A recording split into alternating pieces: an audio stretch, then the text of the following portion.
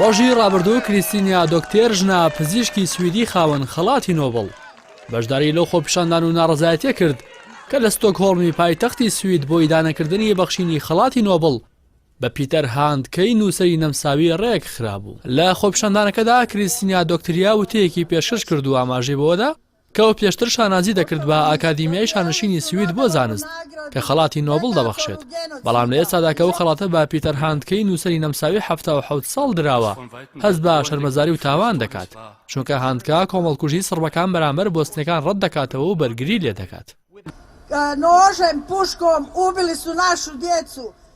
لەو بارەوە و پزیشکە سویدێوتی 27 ساڵ لەمەوبەر من گەواهیداری و کۆمەڵکوژێ بووم. بەخشینی خەڵاتی نۆبڵ لە بواری ئەدەبدا بە نووسەرێکە کۆمەڵکوژەکە ڕەت دەکاتەوە. ناچاری کردم دەستبەرداری خەڵاتی نۆبڵ بووم کە پێشتر پێم بەخشرا بوو. لە ساڵی 1970دا کریستینیا دۆکتریا بەهۆی کارەکانی کە لە چوارچێوەی تیمێکی تەندروستی سەرباهێزەکانی ئاشتی پارێزی نەتەوە یەکگرتووەکان ئەنجامیدا بوو. خەڵاتی نۆبڵی پێبەخشرا.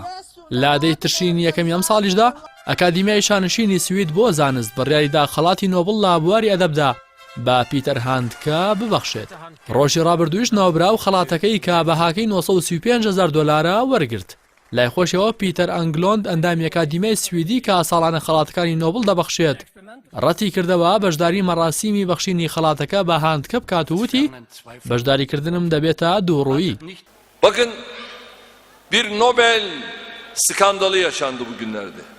پێشتریش ڕەجەب تەیب ئەردۆغان سەرۆکۆماری تورکیا بە هەمان شێوە ڕەخنی لە پێدانی نۆبڵ بە نووسەرە نەمساوی گرت و وتی پێدانی ئەو خەڵاتە بە کەسێک کە بەرگری لە خوێن ڕێژێکی وەک سلۆڤۆدان میلۆسۆڤیچ دەکات کە خوێنی دەیان هەزار موسڵمانی ڕۆشتووە شەرمەزاریە.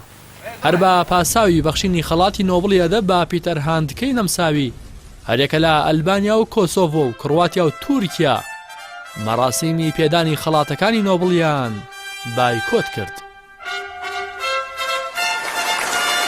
Peter Handke, born in 1942 in Griffen, his publisher and friends.